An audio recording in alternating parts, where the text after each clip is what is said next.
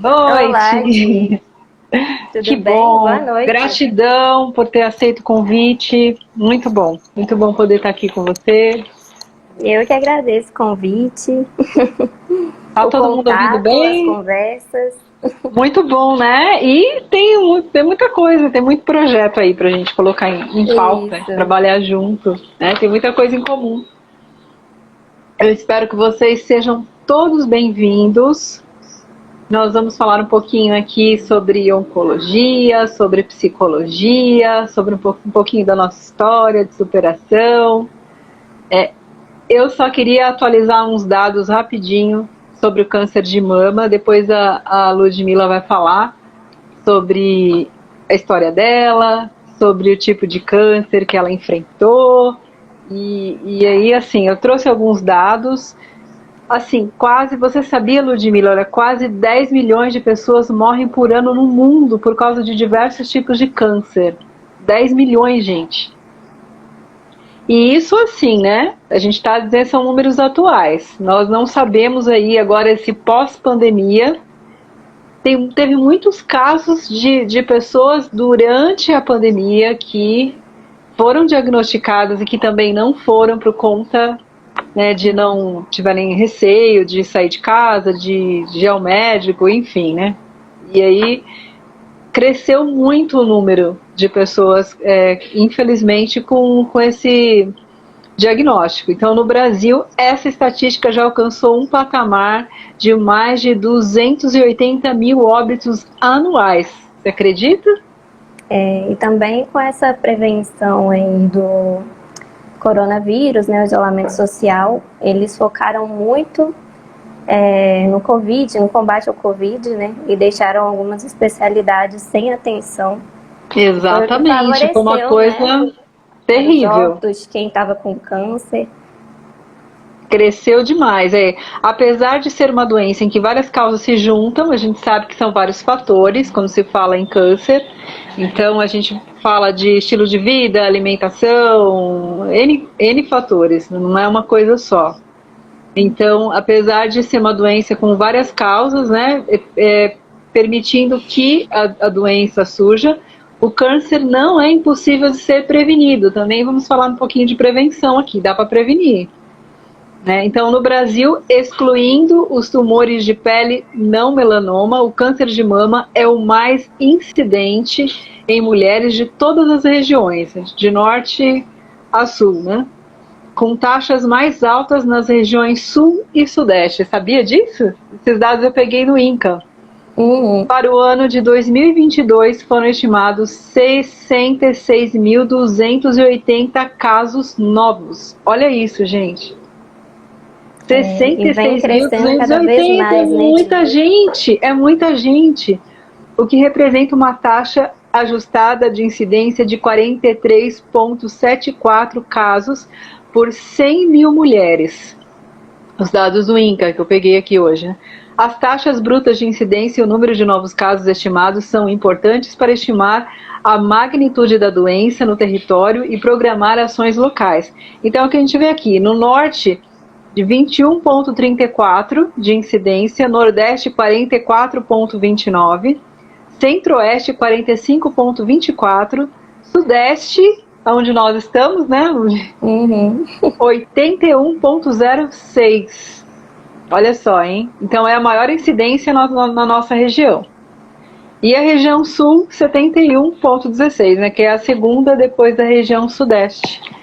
Então, eu gostei, achei bem interessante a gente dar essa introdução referente, esse é o específico do câncer de mama, para a gente refletir, é o que eu falo sempre nos vídeos, então para a gente poder, para quem tem, para quem está com diagnóstico, para quem já recebeu o diagnóstico, para ter mais força para enfrentar, para buscar ajuda, para quem está em tratamento como a gente, em acompanhamento também, para se manter, para mudar o estilo de vida, para fazer algumas mudanças, né, no decorrer das nossas, da espiritual, físico, profissional, das diversas áreas da nossa vida, e para quem não tem, para prevenir. Para quem não teve esse diagnóstico, para prevenir. Então é isso, achei muito importante a gente iniciar essa nossa live. Eu chamo de Oncolive, nossas Oncolives, né? A gente fala sobre oncologia, falando sobre isso e para a gente refletir em cima disso e para que a gente possa ter uma vida mais saudável, para que essa cura esteja cada vez mais próxima, né? Mas mesmo assim, mesmo com cura, ter esse cuidado para não desenvolver de novo. Ele não veio do nada. É interessante você começar assim, porque o papel do psico-oncologista não é só ali no consultório, né? É para prevenção, é para promoção da qualidade de vida. Então, são vários fatores que não são falados, assim, a gente costuma trazer os posts assim, mais para o paciente oncológico, mas também tem as pessoas que não sofrem, né, com a doença, mas que precisam dessa prevenção, dessa promoção de saúde, que é cultivar bons hábitos de saúde, de alimentação, né? Exatamente. Boa noite, Jaque. Mas muito interessante a questão que eu estava até conversando com a Ludmila hoje à tarde, que é muito focado na questão da prevenção, por exemplo, a questão da alimentação, atividade física, meditação. E uma coisa muito, muito importante, que acho que tão importante, ou às vezes até mais importante do que isso, é o cuidado com o nosso emocional. Sim, com certeza. Porque o nosso emocional tem que estar fortalecido, né? A gente tem que ter mecanismos de defesa para poder enfrentar essa doença. Porque se a gente tem mecanismos de defesas mais vulneráveis, a tendência é a gente ir para o lado mais negativo, né? A tendência é ir atingindo o sistema imune, porque se eu estou ali no lado negativo, eu vou achar que eu não vou dar conta, vou achar que eu não vou conseguir. Então, é uma série de fatores que vão contribuindo não para a melhora do paciente, mas para a piora. Exatamente. E faz toda a diferença. Eu lembro que na época da quimioterapia, eu fazia o acompanhamento, tinham muitas meninas, muitas mulheres que não conseguiam fazer o ciclo porque a pressão arterial estava muito alta, por exemplo. Então tinha que aguardar e estabilizar. E o que altera isso? Né? O emocional, em todos os casos, questão emocional, angústia, ansiedade. E a ansiedade é um dos principais fatores, né? E ansiedade e depressão está muito associado também ao câncer, né? A gente não fala muito sobre isso, mas está muito associado. E a ansiedade, assim, ela mexe com todas as coisas no nosso corpo, né? Ela pode produzir vários sintomas. A Isabel falou aqui, elevar a frequência vibracional, sim. Isso. E a gente, quando está nesse processo de quimioterapia, qualquer coisa que sai do padrão é interrompido o tratamento, né? Eu tive esse problema também, que teve 3 vezes que eu fiquei sem esse tratamento. E gera uma angústia muito grande no paciente, né? Exatamente, uma coisa vai gerando a outra. Mentais, isso. Fala um pouquinho da sua história, Ludmila, pra gente. Conta um pouquinho como que sua história com a oncologia, de ser paciente também, oncológica, o que aconteceu aí na sua trajetória? Olha, a minha história foi um pouquinho conturbada, assim, né? Assim, teve várias coisas no meio. Eu estava no final da faculdade, e no meio de TCC, aquela estação toda, e surgiram várias manchas no meu corpo. A princípio, achei que fosse emocional, busquei até ajuda na época. Cheguei a tomar até medicamento para ansiedade uma época. Tive muitas alergias pelo corpo. E eu fazia muito tratamento para essas alergias que me apareciam. Eu também cheguei a ser diagnosticada com outras doenças. Fui diagnosticada até com dermatite atópica na época, porque minha pele era uma pele sem brilho, com muitas feridas, sabe? Já estava ficando assim, num ponto que estava me incomodando muito. Minha pele coçava muito. Nossa. Boa noite, pessoal. Desculpa te cortar. Boa noite, Jonathan. Boa noite, Artes Bolachas. Sim. Boa noite. Aí, depois desse tempo, tendo essas alergias constantes, tratando e voltando as alergias novamente, eu passei mal um dia, no meio da minha família, e tive um inchaço no pescoço, né? Que é um dos sintomas do linfoma de Hodgkin, que dá um inchaço no linfonodo do pescoço. Ou pode ser também virilha e axila, né? Mas o meu foi na região do pescoço. Tive esse inchaço no pescoço, uma fraqueza muito grande mesmo. Um dia eu cheguei até para minha mãe e falei com ela que eu não sabia o que tinha alguma coisa de errado comigo, mas eu não sabia o que era. Nem passava pela cabeça, né, Ludmila? Não, assim, eu nunca senti uma fraqueza igual essa. Aí quando eu cheguei para minha mãe, eu já cheguei chorando, assim, parecia que eu sabia que tinha alguma coisa de errado com o meu corpo. Cheguei chorando e falei, olha, eu tô muito fraca, eu nunca senti isso, tem alguma coisa de errado comigo. No outro dia a gente fez, né, os exames, a biópsia, foi mais rápido, porque a gente fez esse primeiro atendimento no particular, né, para agilizar. A gente estava numa época de pandemia, então as coisas não estavam acontecendo muito rápidas. Para ser mais rápido, a gente teve que fazer pelo particular. Foi onde veio o diagnóstico, né, do linfoma de Hodgkin. E a partir daí eu dei entrada, né, para fazer o tratamento no Hospital da Baleia, aqui em Minas Gerais. Não sei se você conhece. Não. Ele é referência? Aqui. É uma das referências. Ah, que legal. É o Hospital da Baleia e a Santa Casa. Aí eu dei entrada e comecei meu tratamento. Aí, a partir da primeira quimioterapia, assim, eu tive bons resultados, né? Já eliminou a coceira no corpo, já foi diminuindo as alergias. E eu fiz 11 sessões, eram para ser 12 sessões de quimioterapia.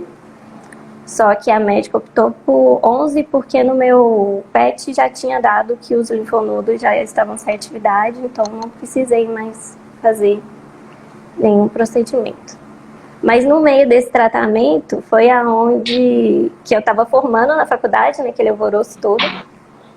No meio desse tratamento, formando na faculdade, eu descobri que eu queria fazer da oncologia, assim, um propósito, sabe? Queria atender pacientes oncológicos, porque eu já tinha vivência. E agora também, quando eu fiz o curso, eu tive a experiência. E é outra coisa, não é, Ludmila? É. Você viver nunca vai ser igual. É claro que o teórico é muito importante, algumas questões, para a gente ter um foco mais definido. Agora, a vivência é algo assim, é um estágio que ninguém gostaria de ter. Mas, né? Boa noite, Lu, o pessoal está entrando. A gente conseguiu passar de uma forma positiva, né? Com um bom enfrentamento.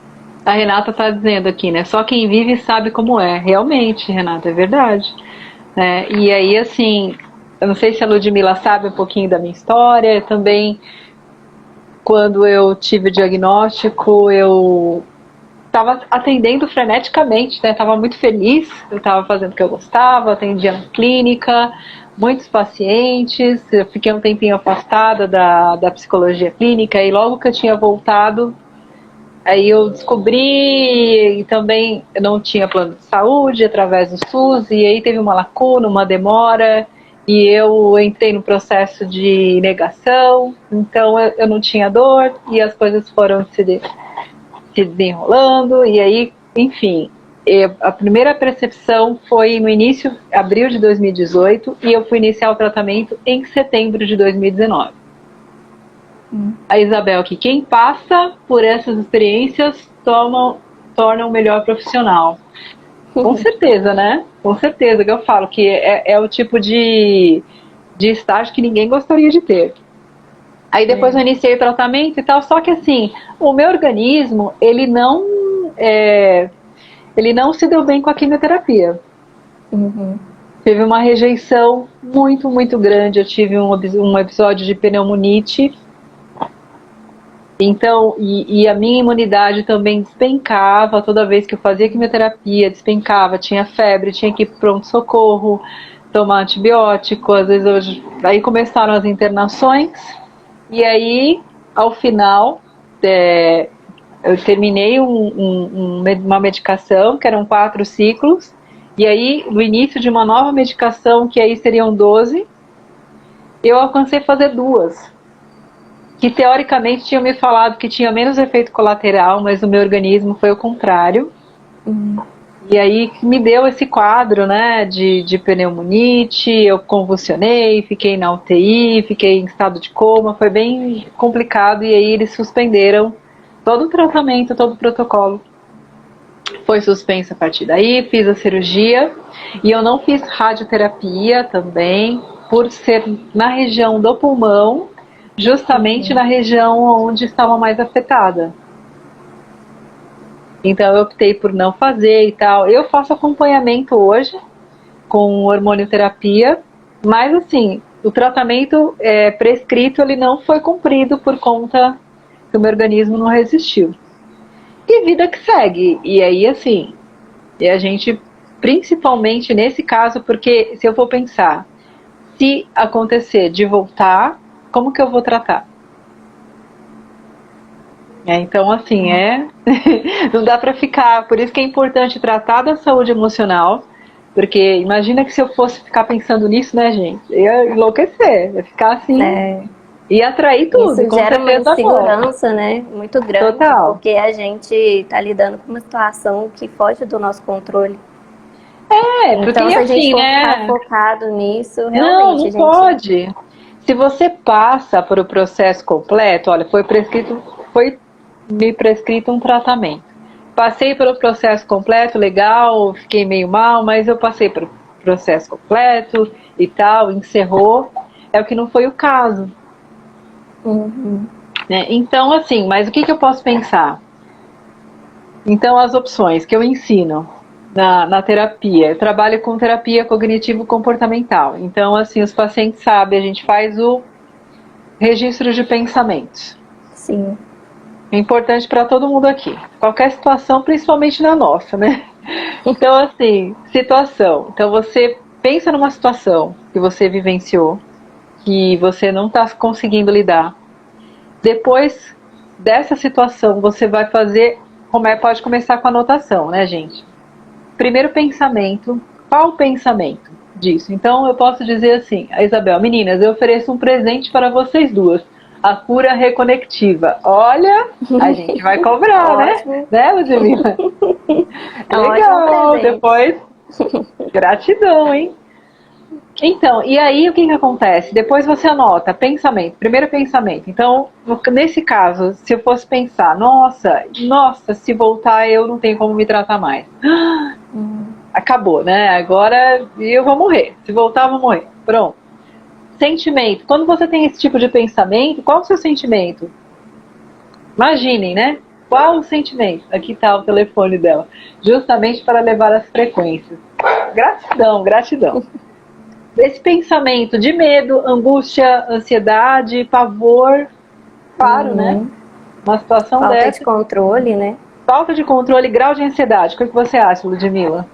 De 0 a 10. Nossa, é muito grande. Só que a gente não fica pensando nisso, né? Porque se a gente for ficar pensando... Agora aí vai a questão, aí vai a psicoterapia. Então, entra a psicoterapia, aí assim, outras possibilidades de pensamento. Aí nesse quadro você vai colocar o quê? Então, outras possibilidades. Então eu posso pensar, a ciência evolui a todo tempo. Então, assim, se de repente voltar, eu posso, né, mais pra frente, com certeza vão ter outros tipos de de tratamento e tal que eu vou poder fazer. Um exemplo. Né? Então, assim, o que mais? Então a ciência está crescendo a todo momento, né? Está trazendo coisas novas. Eu posso me incluir numa pesquisa. Sabe que tem um site de pesquisa maravilhoso mundial, onde fazem pesquisas aí de diversos tipos. Você tem que se enquadrar no seu tipo de câncer, né? Com a pesquisa que está sendo feita. Então, assim, tem algumas opções: tratamentos naturais alternativos. Não vai voltar, a Renata está falando. Sim, mas é interessante, lógico, a gente tem que ter essa positividade, mas é interessante a gente ter essa flexibilidade. Examinar, né, os nossos pensamentos também. Exatamente. Porque às vezes Isso acontecem mesmo. situações assim no nosso dia a dia que fazem a gente ter certos pensamentos assim que são negativos, né? Porque a gente Está preparado para tudo, não é, Ludmila? Então Tá preparado para. É uma possibilidade. É uma possibilidade e está preparado para isso, né? E como que eu vou encarar? Agora, quando a gente tem essas outras possibilidades de pensamento, que eu dei um exemplo, como que você acha que fica o nosso grau de ansiedade? Você acha que tem uma mudança? Tem. Eu acho que afeta muito. E é onde pode cheirar as comorbidades também, né? Então, mas quando você tem, por exemplo, quando você estava com aquela negatividade, aquele medo, aquela angústia, ansiedade, assim, aquela angústia, aquele pavor, o grau de ansiedade estava em 10. Mas aí quando você vai para outras possibilidades de pensamento, esse grau de ansiedade tem a tendência a cair. De diminuir, sim. Por quê? Porque você começa a ter um controle maior da situação. Isso, a gente vai criando formas de enfrentamento, né? Então, aquele primeiro momento, aquele pensamento que foi catastrófico, assim, que chegou pra gente e a gente assustou no primeiro momento. Vou dar um exemplo meu. Por favor. Claro. Eu sou paciente oncológica também, né? Então, vou me citar como exemplo. Eu tive uma situação onde eu senti, né, um nódulo aqui, que eu tive nódulos acometidos aqui no pescoço e na axila, né? Hoje não tenho mais. Mas eu tive uma situação que eu fui fazer o toque, né, que a gente faz o exame sempre, pra gente fazer as consultas no médico, ver se tá tudo bem. Sim. E eu, na minha cabeça, eu senti que tinha alguma coisa aqui. Só que aí, depois de um tempo, eu falei assim, não vou olhar de novo, vou esperar um tempo, né, vou respirar. Aí depois de um tempo eu fui olhar de novo, não tinha nódulo, não tinha nada. Mas é porque às vezes a gente tá tão preocupada ali com essa situação, né, de que pode voltar. Sim. E quando a gente sente uma coisa aqui no meu corpo, senti uma parte do meu corpo e já foi diferente. Eu me apavorei naquele momento, mas aí depois eu centrei e voltei. Falei, não, calma, vamos ver o que está acontecendo. Não era nada. Aí depois disso, sempre que eu vou fazer o meu toque, eu penso, eu olho, faço o meu toque com muito mais calma, porque eu sei que eu tenho a tendência de, às vezes, me apavorar se eu sentir alguma coisa. Então, faço um exame com mais tranquilidade. Ou seja, a gente aprende, né, com as situações. Então, exatamente. Se tem um pensamento ali, mas é coerente. É impossível, é humano. Porque tudo que a gente passa, a experiência, é claro que fica um trauma que a gente vai ter que trabalhar. Olha, ontem eu fiz o exame. Fiz uma colonoscopia ontem porque tinha dado uma alteração. Eu não vi o resultado, mas não precisou de biópsia, então provavelmente está tudo certo. Eu falo que eu não vejo mais resultados de exame só no dia da consulta, né? Mas aí é interessante você falar uma coisa que eu lembrei de ontem. Quando eu cheguei no hospital, e aí me entregaram a camisola do hospital. Você sabe que já bateu alguma coisa aqui, né? Eu já lembrei que eu fiquei muito tempo internada, né? O emocional cria coisas que nem imaginamos, exatamente. É verdade. Isso aí, Isabel. Então, assim, eu já fiquei... E aí eu fui naquela poltrona para tomar soro. E aí, assim, é engraçado que você acredita que deu um frio na barriga, porque eu associei aquele ambiente, tomar soro, a camisola do hospital com a época que eu fiquei internada. Sim, essa associação acontece muito. É Com tanto que eles certeza, falam não. até, dão de dica assim, de você não comer sua comida favorita antes de fazer quimioterapia, você já ouviu falar? Porque a gente associa que Ah, aquele mal que a gente está passando foi por causa da comida que a gente comeu antes da quimioterapia, por exemplo. Aí se você come sua comida favorita antes de fazer quimioterapia, aí você vai ter uma tendência a achar que é por causa daquela comida. Aí você favorita, né? Porque você não vai querer repetir aquele processo. Porque quando a gente olha que faz interessante quimioterapia, isso. É. é muito. A gente tem muitos sintomas, né? Então a gente associa muito as coisas, sem querer às vezes. Eu, nos finais das minhas sessões de quimioterapia, antes de, assim, no caminho eu já começava a ficar enjoada. A É uma Isabel está dizendo que associação sabe o que que a a gente gente faz. passa. Não é fácil, É, não. Mas olha só que não podia nem associar, porque eu tinha um problema de estômago, meu estômago sempre foi muito delicado. A Isabel que passou por uma situação parecida. Coloca aí, Isabel, o que aconteceu com você? E aí, meu estômago era muito delicado. Então, assim, eu só podia comer, assim, os alimentos que eu mais gostava, infelizmente, eu não pude comer porque eu tinha muita azia. Era terrível. Mesmo com o omeprazol, né, que a médica indicava. Então, assim, foi muito sensível. Foi assim, o meu organismo não, infelizmente, não se deu. Quer dizer, se deu até o suficiente, graças a Deus, né, deu para, assim, fazer a cirurgia e ficar relativamente bem, né? Não precisou fazer outras intervenções. Mas assim, é interessante isso, exatamente, a gente associa a alimentação, que você está dizendo, ou até uma prática, uma atividade física que você faça e de repente depois você passa mal, qualquer outra atividade, você acaba tendo que encontrar até uma justificativa, não é, Ludmila?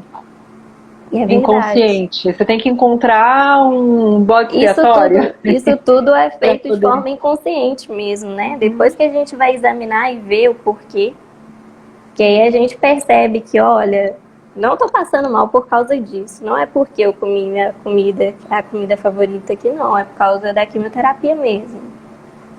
Ou então a associação, porque, eu já tô indo pro hospital, aquele caminho. O meu foi no caminho, sabe? Aquele caminho eu já começava a ficar enjoada. Então eu já tinha que fazer todo um preparo antes de fazer a quimioterapia, beber água. Às vezes mascava um Exatamente. chiclete ali para ver se passava o enjoo. A Carla está dizendo aqui que teve em 2016, sofreu abscesso. Graças a Deus está bem. Olha só que bênção, né?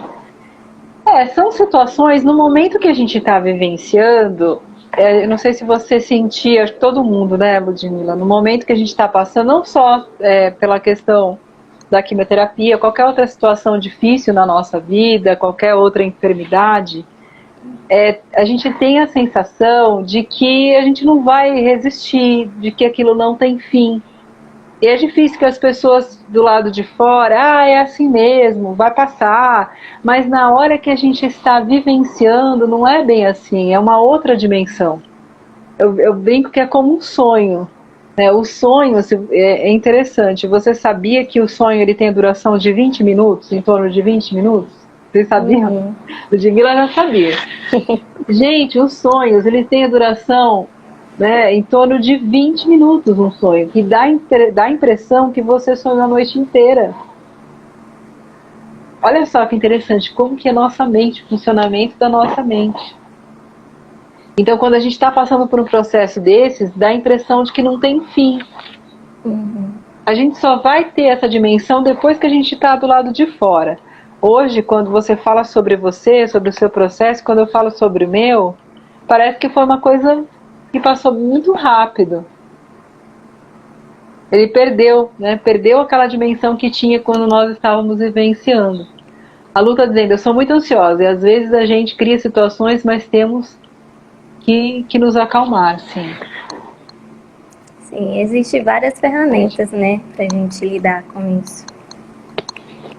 Eu gosto muito da respiração mesmo, né, a técnica de respiração. A gente Com respira, certeza. É uma faz coisa quase uma aparentemente meditação, simples. Uhum. mas aí dá tempo de reexaminar os nossos pensamentos, ver o que está acontecendo. Exatamente. A gente fazia esse exercício quando eu trabalhava até com crise de pânico. Isso, As também pessoas utiliza procuravam bastante. ajuda, né? Crise de pânico, olha, então tinha o exercício da respiração, porque a crise de pânico também tem uma duração curta, pré-determinada, também em torno de 15, 20 minutos, e aí, nesse tempo, a pessoa fazendo a respiração, ela consegue, pelo menos naquele momento, se dominar, tomar de volta o controle da situação. Boa noite, Juraci, pessoal chegando aqui.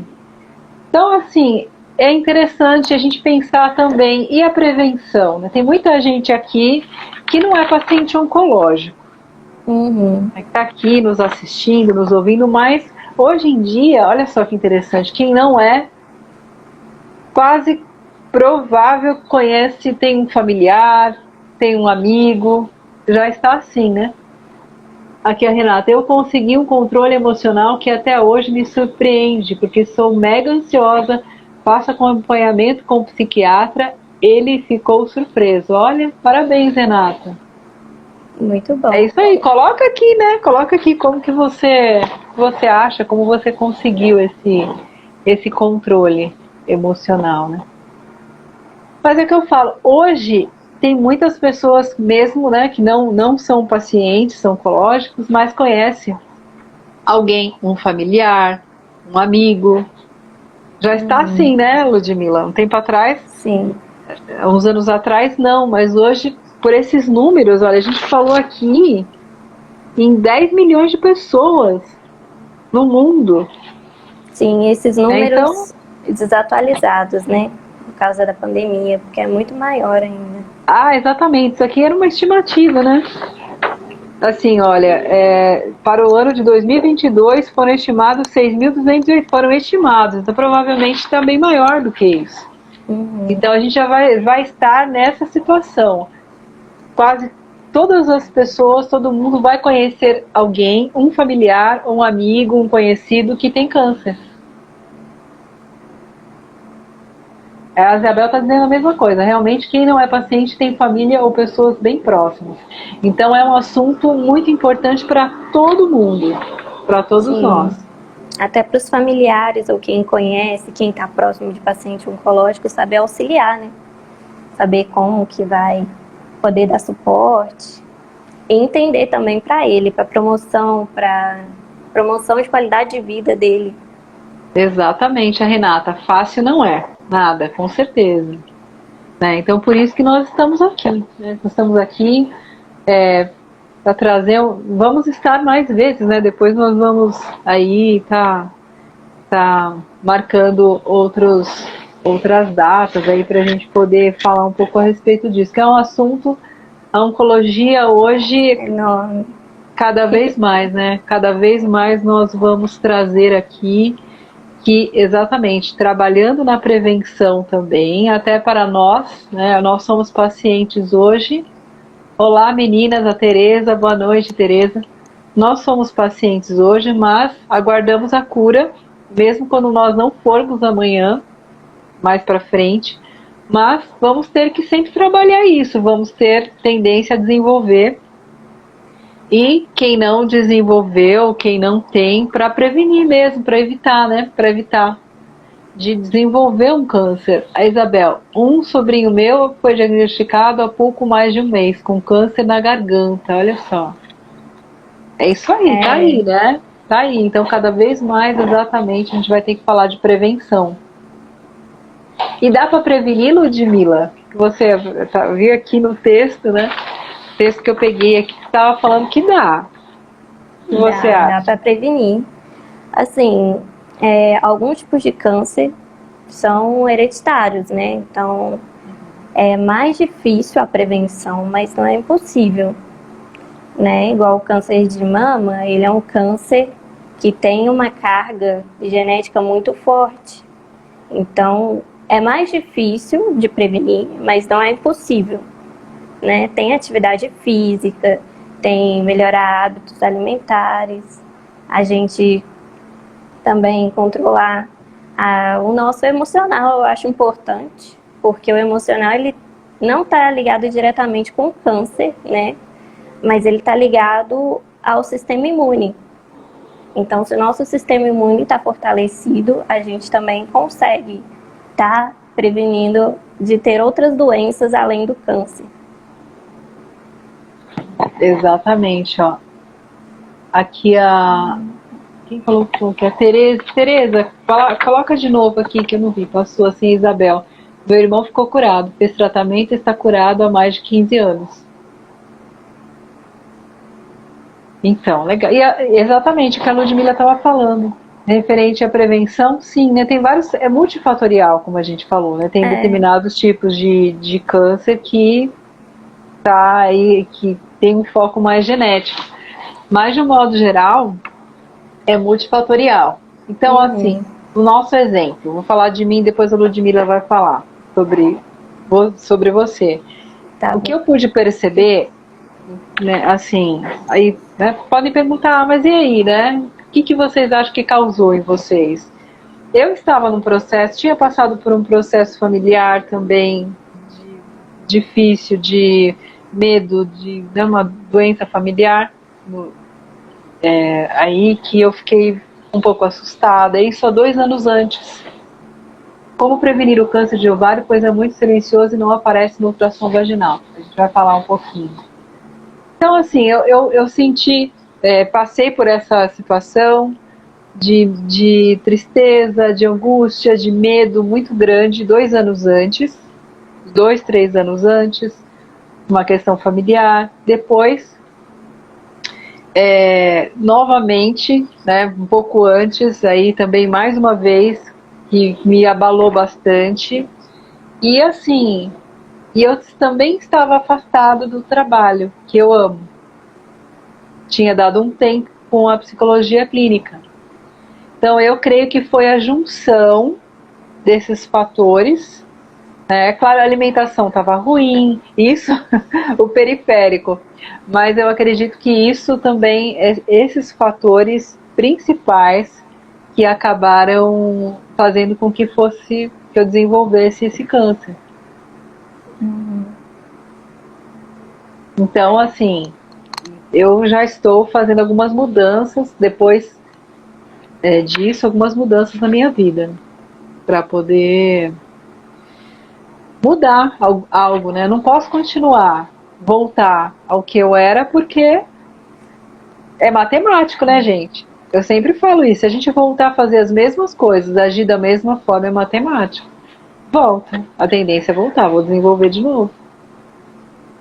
Por isso que é importante a gente entender o que estava acontecendo antes na nossa vida de errado, para a gente poder adaptar, né, uma nova rotina, tirar os maus hábitos, construir novos hábitos, para a gente sair desse ciclo, né? Porque não é só a alimentação, tem o social também que interfere, o ambiental, o biológico, tá tudo aí dentro, né? São vários fatores. Por isso que quando a gente pergunta até os médicos, né, por que aconteceu, porque não sei no seu caso, você falou aí que você não tinha hábitos, né, de alimentação saudável. Não. Mas eu tinha, eu não bebia, eu não fumava, eu comia bem. Então, tipo assim, quando a gente pergunta, os médicos não sabem nem dar a exatidão mesmo do que é, do porquê que você desenvolveu isso, né? Porque Exatamente. São uma série de vários fatores. A Carla está dizendo aqui, 6 meses após perder meu pai, descobri o Timona. Então, esse é um fator, né? Desculpa te cortar, mas um fator emocional aí. Não, mas é importante a gente perceber isso, justamente para a gente mudar os hábitos e sair desse ciclo. Porque se a gente continuar nesse ciclo, vai acontecendo tudo de novo, né? É o que a Tereza também está dizendo aqui. Isso é muito verdadeiro, né, que eu tinha falado, porque o que passou por mim foi de estresse não é genético. Engoli muitos não na vida. Engoli muitos nãos na vida. É isso, né? Exatamente. Então é importante nos perguntarmos para quê. A Tereza foi a mesma que perguntou sobre o câncer de ovário, da prevenção. Então eu acredito que, assim, para falar a verdade, eu peguei alguns dados aqui, mais focado no câncer de mama. Agora, sim, de um modo geral, o câncer, ele é multifatorial, como a gente já falou. São vários fatores. O emocional, ele pesa muito. A Tereza mesmo reconheceu aqui. Então, pesa demais, é uma associação. Então, como prevenir? Então, prevenir a prevenção é multifatorial também. A gente não, infelizmente, a psicologia em si, eu também tive uma preocupação. Levei 3 anos antes de descobrir. Não sei quem colocou aqui. Se quiser colocar de novo. Eu estou tentando ler aqui o que o pessoal está colocando. Então, mas assim, né? É multifatorial também a prevenção. Então, alimentação, atividade física, as questões emocionais. Então, a gente, quanto mais uma vida mais saudável nós tivermos, menor a possibilidade. Mas assim, em se tratando de psicologia, não é, Ludmila? É um universo muito amplo. Não existem no mundo duas pessoas iguais. A gente esbarra muito com caso a caso, né? Ali uma pessoa vai falar uma coisa, outra pessoa vai falar que o sintoma dela aconteceu por outra coisa. Então, assim, é muito difícil a gente falar de uma prevenção universal. A gente fala assim, universal, os cuidados básicos, né? Alimentação, fazer atividade física, beber água, não fumar, não consumir álcool em excesso, não consumir muita quantidade de carne vermelha. Isso é o principal, assim, para todos os tipos de câncer, né? Mas aí, quando a gente vai olhar o caso a caso, a sua prevenção se torna um pouquinho diferente da minha. Exatamente, então, olha só, é muito difícil universo... a gente ficar falando aqui do caso a caso. É interessante, exatamente. É a Dayana que colocou aqui, me corrija se eu estiver errado, hein? Que falou que do fator emocional também tem um peso muito grande. Tem, gente, é muito grande. Olha só, se eu falar de mim, da negação, lembra que eu te falei? Olha, eu tive um episódio de negação, porque eu senti uma alteração lá em 2018 e não tive dor, fiz a mamografia e aquela mama densa, que eles chamam, que na mama densa fica inconclusivo, o exame deu o exame inconclusivo, tudo certo. E assim, isso é emocional, psicológico. Essa negação, tá tudo bem, tá tudo certo, vida que segue. Olha só. Como é importante. O emocional, ele favorece essa questão da gente estar mais suscetível a certas doenças, né? Não só o câncer, assim, mas outras doenças mesmo, pessoas que às vezes a gente vê que fica muito gripado, a imunidade fica mais baixa, o emocional também interfere. E buscar ajuda, busquem ajuda em todos os processos, todas as etapas. Por exemplo, eu não estava fazendo terapia na época, se eu estivesse fazendo terapia, provavelmente eu teria, né, assim, levasse esse foco para a terapia, provavelmente a minha situação, o meu comportamento teria sido diferente. Sim, tem uma coisa muito interessante também eu deixar, você quer ler o comentário? Vou ler um comentário. O atendimento, eu não sei quem escreveu aqui, desculpa, tá muito rapidinho, gente. O atendimento é exclusivo para pacientes que estão passando pelo processo ou o atendimento é estendido a familiares e pessoas próximas? Olha, o que você acha, Ludmila? Você também como dependência química. Geral, né? A pessoa que está passando pelo tratamento e também pela aquela rede de apoio que ele oferece, né?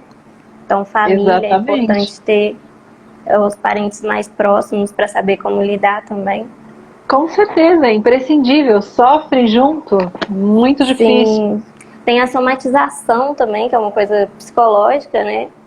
É até engraçado porque, em alguns casos, o paciente desenvolve certos sintomas e as pessoas que estão ali na casa, por associação também, desenvolvem o mesmo sintoma. E é tudo psicológico, assim, então é muito importante ter esse acompanhamento. Exatamente, a Renata estava fazendo terapia. É isso aí, é assim, sentiu. Eu sou especialista em dependência química, então a gente trabalhava também. Agora eu estou um pouco afastado da área, mas trabalhava com dependente químico com os familiares e a gente chamava de codependentes, né? E tem uma situação similar. Até porque tem um fator também, que se a pessoa está naquele ambiente, a gente chama de um ambiente adoecedor, né? A rotina dela não é só a rotina dela, tem a rotina da família também. Então é importante ajustar até nesse momento, porque se você está numa rotina ali que não é muito boa, aquele ambiente que você está adoecedor, é importante ajustar todo mundo, a família ali ao redor, para que a gente torne esse ambiente menos adoecedor, né? Exatamente, a Isabel também fala, os familiares sofrem até mais que o próprio paciente. Às vezes, eu não sei você, eu na época da quimioterapia, tinha dias, tinha momentos que eu não queria ouvir nada, eu queria ficar trancada no quarto. Sim, só quietinha, assim, que mexe com a mente. Assim, uma coisa assim, pelo menos a comigo, gente eu fica muito sentia vulnerável, assim, né? total. Eu falei, eu quero ficar fechado, não quero falar com ninguém. Eu desligava tudo, me desligava do mundo. E eu precisava daquele tempo. E quem tá de fora, minha mãe idosa, né? Por exemplo, meu esposo foi maravilhoso, um companheirão, todas as horas, ele cortou meu cabelo quando começou a cair. E assim, mas é difícil, né? Ver daquele situação, mas o que você tem? Às vezes você não tem vontade nem de falar, né? Nada. Eu quero ficar quietinha. Eu não tenho nada assim, eu quero ficar quietinha, né? Assim. E pronto. E assim, um dia você tá legal, o outro dia você tá mais decaído. A Isabel, principalmente quem é mãe, sofre muito, sim. Com certeza, né? A gente presenciava aí no hospital, né? As meninas, as mulheres que iam fazer a quimioterapia, sempre com os familiares, marido, com mãe, muito jovens, então uma faixa etária aí de 40 até menos.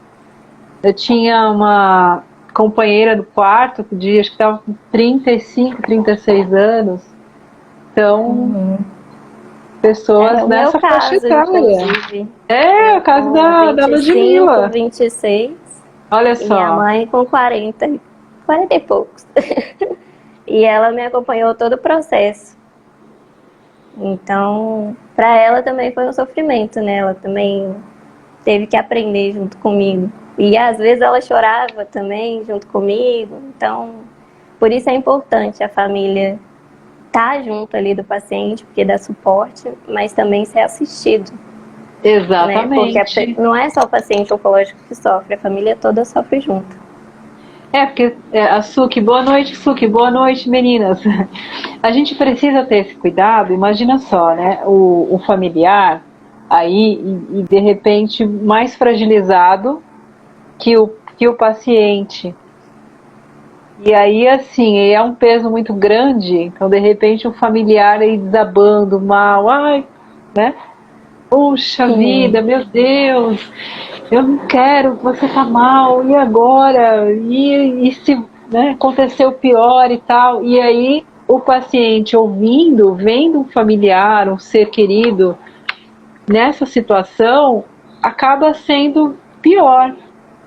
Sim. Porque você já não tá bem. Né, é acompanhamento psicológico, porque o paciente já não está bem, e aí vendo um familiar sofrendo dessa forma, e, puxa, eu não estou bem, eu estou fazendo os outros sofrerem, então eu não quero, né? até perde o ânimo, a fé, o desejo de viver. E aí fica muito difícil, gente. Aí fica muito difícil de Se o reverter. paciente ele não tem essas ferramentas de enfrentamento, né, fica muito mais fácil de se entregar. E assim, a nossa mente tem um poder tremendo. A nossa mente, eu sempre falo para todos, né? Tudo acontece duas vezes dentro da nossa vida. Primeiro dentro da nossa mente, do nosso pensamento, e depois na realidade. Então, se a gente tem um pensamento muito negativo, né, de insucesso, não vou conseguir, não vai dar certo, esse tratamento não vai dar certo, a tendência, infelizmente, é que realmente as coisas não andem, porque você está programando isso dentro da sua mente. É verdade. Acontece a mesma coisa com o medo, né? A gente tem esse exemplo. Porque quando a gente recebe o diagnóstico, a gente já tem essa paralisação, né? A gente paralisa. Ali tem um medo. Então a gente hesita. Tem todo esse processo, né? Com certeza. E aí, né, é só o pior, só o pior. Uhum. Então, assim, foi uma angústia, eu lembro até hoje, quando, olha, você sabe que eu lembro, se você me perguntar qual foi o primeiro dia da sua quimioterapia, eu vou falar, foi dia 25 de setembro de 2019. Foi tenso, né? Foi tão tenso que gravou na minha mente, assim, um medo, terror, né? Meu Deus, o que vai acontecer comigo? E Barreto aqui, eu mesma passou, desculpa, escreve aqui de novo. Açúcar, eu admiro muito vocês, guerreiras dessa luta e lutaram com essa doença. A gente só vai, obrigada, que a gente só vai perceber isso no decorrer da situação, né? Meu Deus, como que eu consegui, né? Como que eu consegui enfrentar? Tudo passa. É muito engraçado. Você falou da sua primeira quimioterapia. Eu lembro. Você lembra da primeira data? vez que eu saí, na verdade, do consultório, quando eu já estava com a suspeita disso. E eu lembro que passou um filme, assim. A data eu não lembro. Mas se você me perguntar tudo que aconteceu na rua naquele dia, eu sei. Eu lembro das pessoas, eu lembro de tudo. Olha que interessante. E a nossa memória está associada ao emocional. Né? Quando nós temos uma experiência emocional muito negativa, muito positiva, a gente tem a tendência a trazer à tona, né? Fica guardado aí, fica... Na verdade, tudo é gravado, né? Tudo tá guardado dentro da gente. Agora, essas situações, elas estão mais sensíveis, elas estão mais à flor da pele, tá aí, né? Sim. Então, eu lembro direitinho a data e assim, eu lembro que até quando eu cheguei lá, tinha uma maca do lado da poltrona. Aí acabou, né? Falei, mas por que me colocaram aqui? E era só a minha baia, eram baias, né? Pra gente tomar boa noite. Lude, como você ficou no primeiro momento que você descobriu a doença? Lude já vai responder. Tinha uma maca, e aí só pra encerrar, o enfermeiro, perguntei pro enfermeiro, ele falou, mas é a sua primeira, a gente não sabe qual vai ser a sua reação. Então, olha só, aí isso já me deixou também mais ansiosa ainda. Apavorada, né? A gente não sabe como vai ser a sua reação. Porque, falei, como assim? Falei, que tem gente que passa mal. E aí tem que ficar na maca. Eu falei, meu Deus, mas graças a Deus não foi tudo bem, né? Não precisei me colocarem na maca. Mas aí você pode responder, te perguntaram aqui como que... Tá.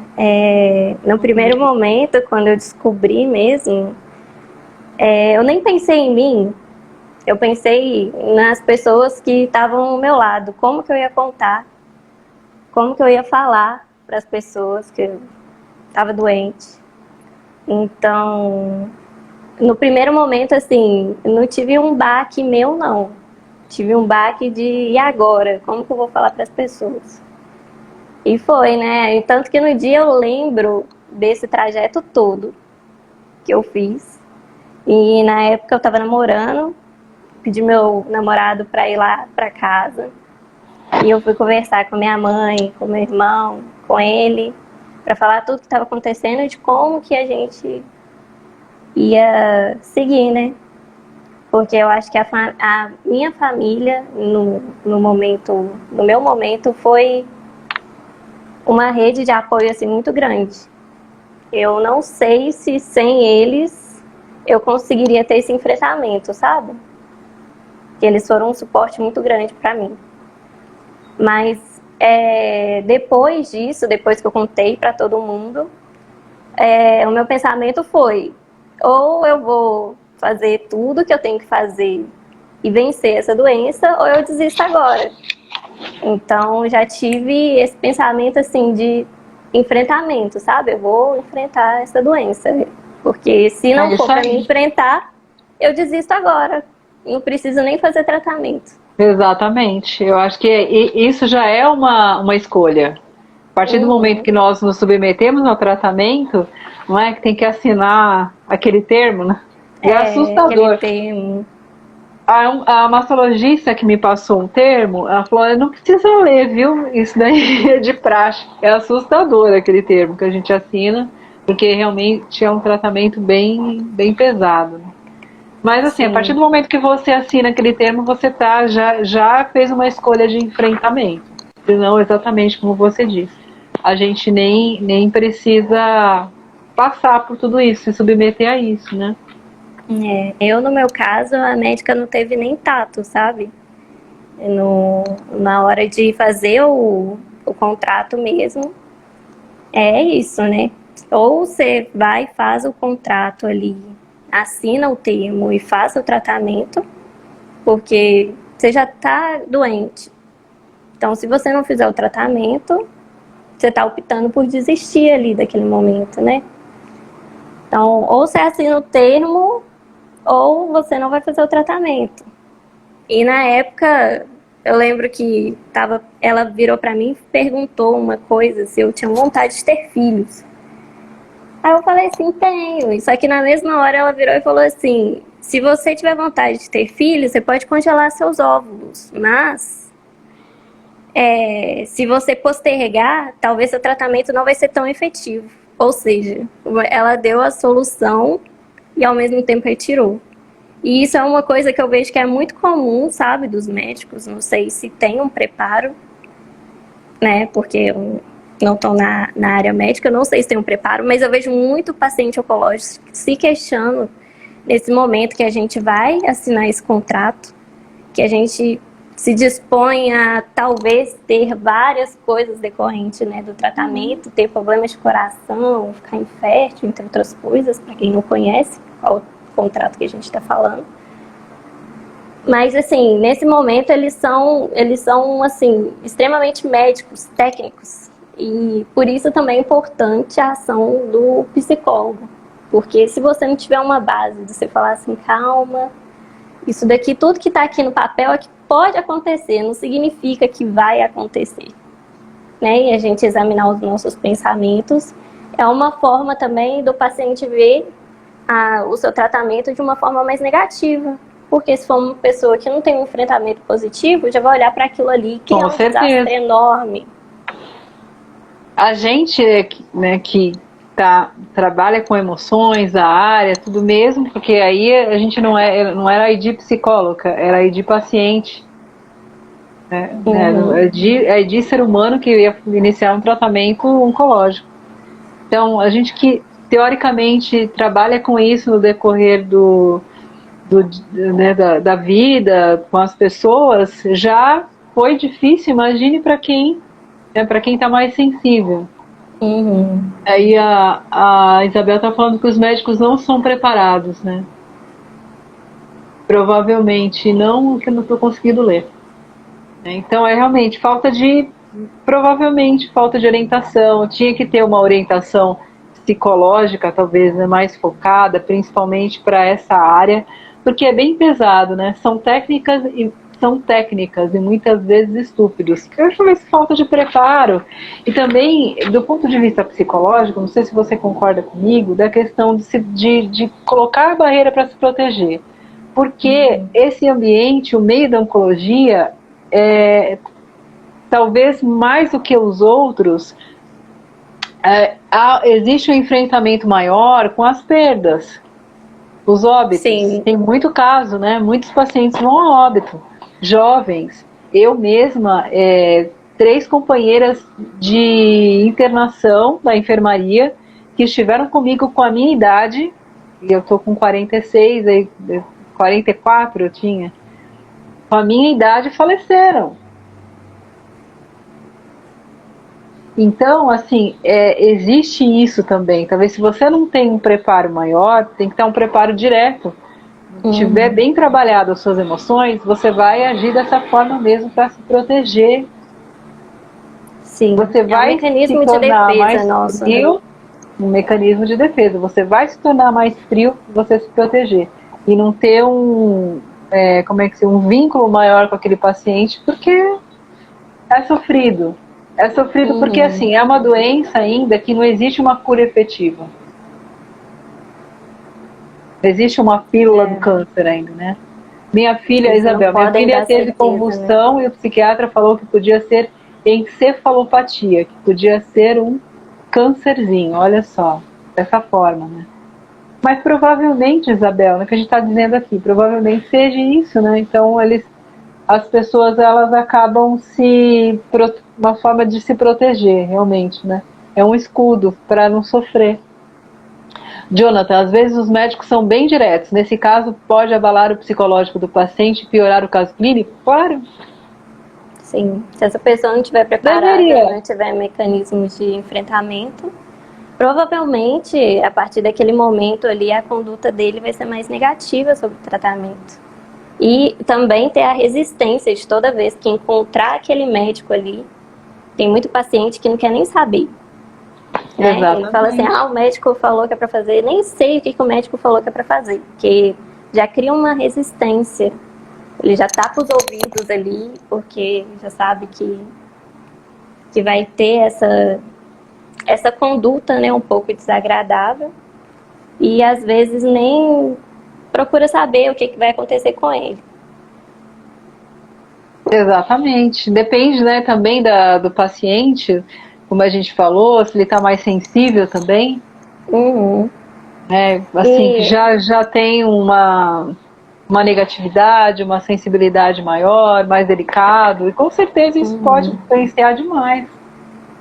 E a gente lida com vários tipos de perdas, né? A gente até costuma falar que o paciente oncológico tem o mesmo processo que o luto. Né? A gente passa pelas mesmas fases. Porque a gente lida com a perda, por exemplo, você falou aí de colegas, né? São perdas mesmo de vida. A gente tem perdas a todo momento durante o processo de quimioterapia. Tem perdas de partes do nosso corpo, que isso é muito importante. Né? Exatamente. A gente tem perda de autonomia também. A Isabel está dizendo aqui, minha filha emagreceu 10 quilos com essa situação. Então, também com a questão médica, né? A Tibel já diz que tem muitos profissionais humanos. A minha oncologista, eu não tenho o que falar, é maravilhosa. Eu tenho o WhatsApp dela. Claro que eu não fico importunando, né? Mas ela é maravilhosa. Assim, eu tive que troquei 2, 3 vezes de oncologista, né? Porque eu realmente tive dificuldades. Não custa tentar. Então assim, e é SUS, gente. Então a gente tem esse direito, exigir pelo menos que tenha um tratamento mais humanizado. Então, dependendo do local onde vocês estejam fazendo tratamento, procurem referências, tentem, se for o caso, mudar de médico. Sim. Então, você vê, eu tentei, falei, a única coisa que eles podem me dizer não, mas tem que tentar, e eu consegui. Então, assim, uma dica também, né? Agora eu passo pela hematologista, né? Você é mastologista, né? Mastologista. Eu passo pela hematologista e ela é uma gracinha. Assim, a gente não pode generalizar, né? Mas eu falo assim, que esse primeiro contato, assim, que eu percebo, esse primeiro contato ali, quando a gente está fazendo o diagnóstico mesmo, e assinando o contrato sobre o tratamento, que são médicos mais técnicos, né? Mas a gente encontra, sim, ótimos médicos, Com médicos muito certeza, humanos no nosso e processo. pode mudar, tentem mudar, né? Porque se acaso não tá muito frio, tentem mudar, por que não, né? A Isabel aqui tem profissionais maravilhosos, tem, com certeza, tem sim, né? Não podemos generalizar em todas as É profissões. verdade. Tem maus psicólogos, tem bons psicólogos, né? Uhum. Maus terapeutas, bons terapeutas, em todas as profissões a gente vai encontrar. Ludmila, por favor, confirme pra gente o horário. São 9h07 agora. Tá legal. Passamos Acompanhar. um pouquinho do horário. Ah, é verdade, olha, eu tô perdida. É isso aí, passa muito rápido. Uhum. A gente vai encerrando por aqui, então. Eu agradeço demais, demais, demais a participação de todos. A Ludmila depois vai deixar o contato. Se vocês quiserem escrever o seu contato, Jonathan, terapia nesses casos é individual com o paciente ou pode ser realizada em grupo? Olha, em grupo é muito rico. Eu tenho um projeto, Ludmila participou, um projeto de atendimento em grupo online. Maravilhoso, hein, gente? Foi maravilhoso. Vocês podem entrar no canal Mais Feliz. O link do meu canal tá aí na bio, tá aqui no Instagram mesmo. Entrem lá. Com a família, por exemplo. Com a família também, né? Eu não fiz com a família, o grupo era só de pacientes. Mas, ó, é uma dica, hein? Vamos fazer. Daiana, obrigado por compartilhar o conhecimento e a experiência de vocês. Obrigada a vocês pela participação. Então, sigam a gente. Ludmila, pode colocar aqui o seu... Ou eu coloco aqui também. Deixa eu colocar aqui. O endereço da Ludmila. Pena que foi muito rápido, passou muito rápido. Foi muito rápido. É bom, né? Sinal que foi bom. A Gilio, aprendi muito com vocês. Deixa eu ver aqui. É @ Ludmila Silva.pc. Aqui. Peraí. Não encontrei.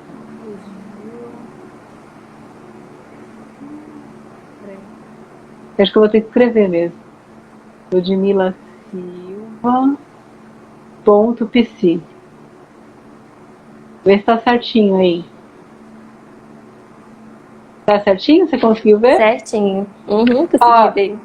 Então, muito bom, obrigado por compartilhar, o pessoal está agradecendo, obrigada mesmo, foi maravilhoso, né? Então, tem um canal fala, a gente está falando sobre oncologia também, vai ter mais vídeos agora com o tema, então curtam lá, se inscrevam no canal, deixem um like, ative o sininho para receber vídeos.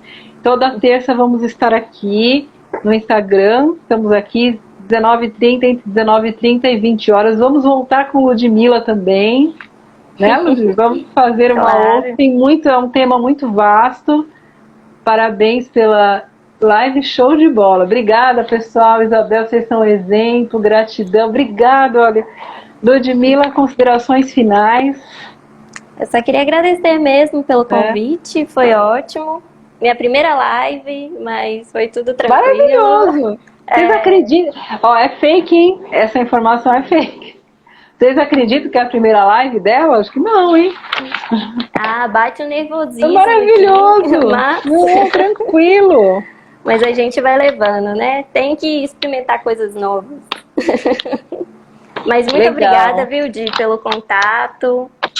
E a gente vai voltar. Por estar me chamando mesmo para fazer essa conversa, foi muito bom.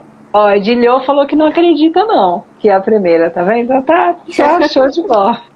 Ai, que bom, gente, consegui enganar então um pouquinho. Não é? Gratidão a todos, e aí quem quiser, deixem comentários aqui, vai ficar gravada essa live, encaminhem para quem não conseguiu ver, tal, quem viu inteiro, volte, tá muito legal, e aí nós estamos por aqui. Foi show, Isabel, obrigada, Isabel. A gente ganhou uma sessão de terapia, vou cobrar da Isabel, hein? Né? Muito bom, a gente adora. Então, é isso aí. Então, quem quiser, deixa um comentário aqui, tiver dúvidas, a gente responde para mim, para a Ludmila, tá bom? Foi maravilhoso, legal, gente, obrigada. Vai ficar gravado. Gente, muito Gratidão, obrigada. Ludmila. Gratidão também Sensacional, pelo obrigada. convite. Obrigada pelo apoio. Tchau, fiquem com Deus. Nada, tchau, gente. Até. Boa noite.